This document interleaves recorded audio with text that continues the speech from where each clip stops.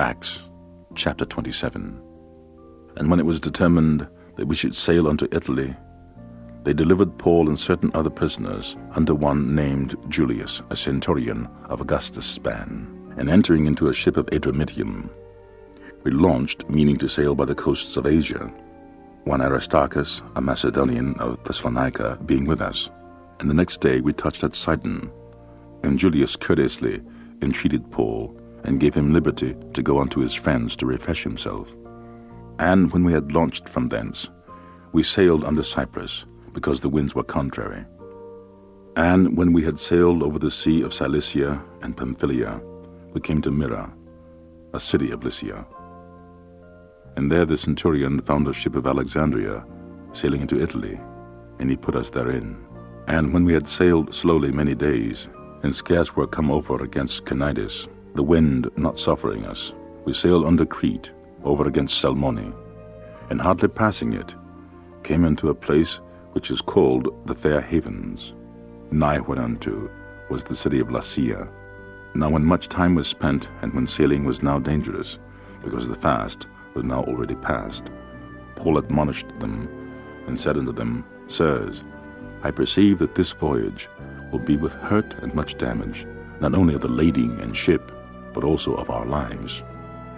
Nevertheless the centurion believed the master and the owner of the ship, more than those things which were spoken by Paul. And because the haven was not commodious to winter in, the more part advised to depart thence also, if by any means they might attain to Phoenice, and there to winter in, which is a haven of Crete, and lieth toward the southwest and northwest. And when the south wind blew softly, supposing that they had obtained their purpose, loosing thence, they sailed close by Crete. And not long after, there arose against it a tempestuous wind, called Euroclydon. And when the ship was caught, and could not bear up into the wind, we let her drive. And running under a certain island, which is called Clauda, we had much work to come by the boat, which when they had taken up, they used helps, undergirding the ship, and fearing lest they should fall into the quicksands, strake sail, and so were driven. And we being exceedingly tossed with the tempest, the next day they lightened the ship. And the third day we cast out with our own hands the tackling of the ship.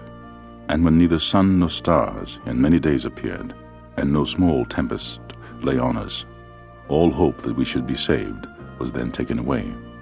But after long abstinence, Paul stood forth in the midst of them, and said, Sirs, ye should have hearkened unto me, and not have loosed from Crete, and to have gained this harm and loss.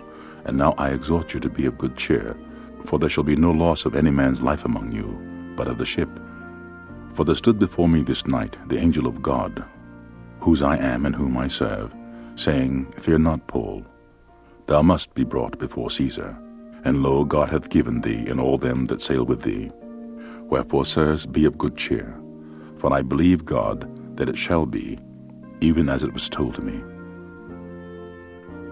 Howbeit we must be cast upon a certain island. But when the 14th night was come, as we were driven up and down in Adria, about midnight the shipmen deemed that they drew near to some country, and sounded, and found it 20 fathoms. And when they had gone a little further, they sounded again, and found it 15 fathoms. Then fearing lest we should have fallen upon rocks, they cast 4 anchors out of the stern, and wished for day. And as the shipmen were about to flee out of the ship, when they had let down the boat into the sea, under colour as though they would have cast anchors out of the foreship, Paul said to the centurion and to the soldiers, Except these abide in the ship, ye cannot be saved. Then the soldiers cut off the ropes of the boat, and let her fall off. And while the day was coming on, Paul besought them all to take meat, saying, This day is the 14th day that ye have tarried, and continued fasting, having taken nothing. Wherefore I pray you to take some meat, for this is for your health. For there shall not an hair fall from the head of any of you. And when he had thus spoken, he took bread, and gave thanks to God in presence of them all. And when he had broken it, he he began to eat. Then were they all of good cheer, and they also took some meat. And we were all in the ship, 260 souls. And when they had eaten enough, they lightened the ship, and cast out the wheat into the sea. And when it was day, they knew not the land, but they discovered a certain creek with a shore, into which they were minded, if it were possible, to thrust in the ship. And when they had taken up the anchors, they committed themselves into the sea, and loosed the rudder bands, and hoised up the mainsail to the wind, and made toward the shore. And falling into a place where two seas met, they ran the ship aground. And the forepart stuck fast, and remained unmovable, but the hinder part was broken with the violence of the waves. And the soldiers' counsel was to kill the prisoners, lest any of them should swim out and escape. But the centurion, willing to save Paul, kept them from their purpose, and commanded that they which could swim should cast themselves first into the sea and get to land, and the rest, some on boards and some on broken pieces of the ship. And so it came to pass that they escaped, all safe to land.